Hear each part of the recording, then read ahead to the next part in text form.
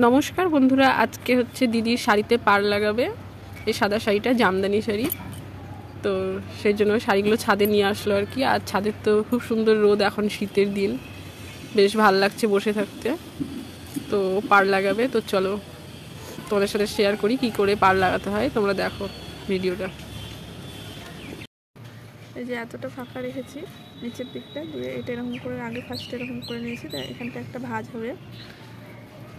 এই ভাঁজটা করার পর আবার এদিকে সেলাই হবে, আর আমি এদিকে আস্তে আস্তে করছি, এটুকু দেখানো হয়নি তোমাদেরকে গাইজ।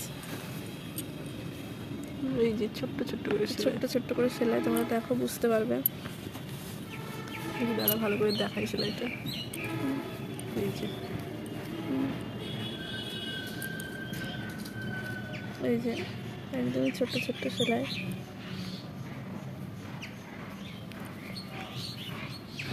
দোকানে এখন করলে ক টাকা করে নেয় যেন সেদিন বলছিল? 70 টাকা, 65 টাকা, যেখানে যার কাছে যেমন পাই। আর এই পাটটা ক টাকা দিয়ে নিচ্ছিস? পাটটার দাম মাত্র 15 টাকা। হ্যাঁ, কত সস্তায় বাড়িতে বসেই হয়ে যাচ্ছে।